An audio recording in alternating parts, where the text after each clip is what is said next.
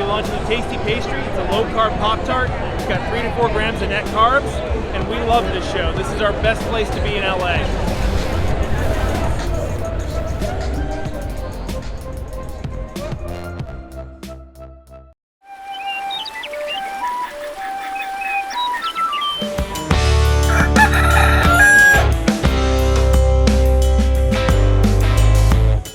Welcome back to Legendary Foods Muscle in the Morning. I'm Dave Palumbo, and today is Monday, January 3rd, 2022.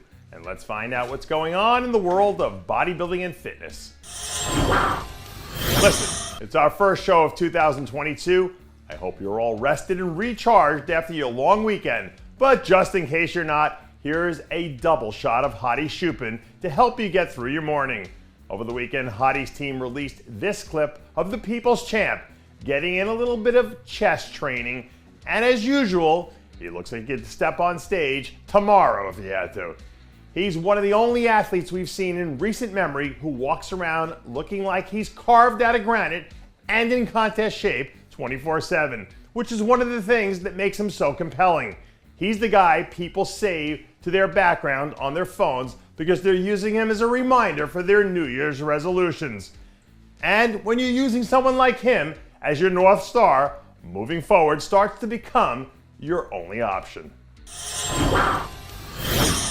Listen, I might not have been a math major, but I can do simple subtraction.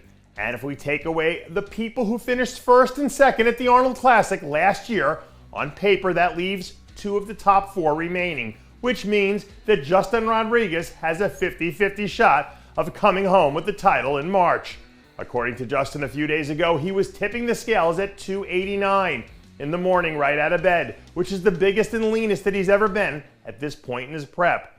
We already know how deep this year's lineup looks on paper, but even with that, there's a lot of optimism coming out of Justin's camp about what they think he can do this year.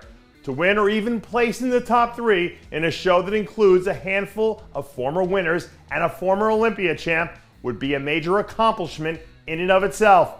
And if he rises to the occasion here, I think it sets the stage for him to have one of the best seasons of his pro career.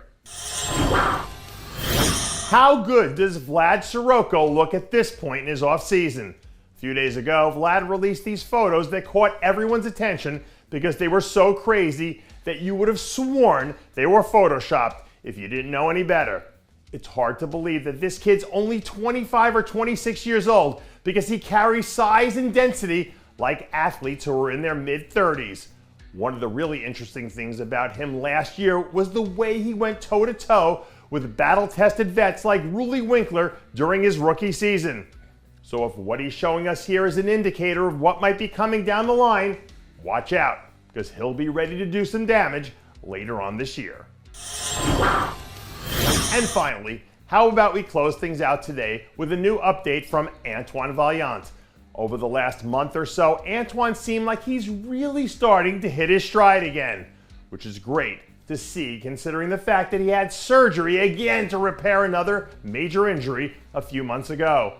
Back in November, Antoine said that he wanted to compete at the 2022 Toronto Pro, and at the moment, as far as we know, that still seems to be the plan. Those early and mid-summer shows can be hit and miss sometimes as far as the depth is concerned of the lineup, which means there's always an opportunity to sneak in and earn a win depending on the situation. So if he can get back to being peak 2020 Antoine again, that could wind up being the perfect landing spot for him to make his presence felt.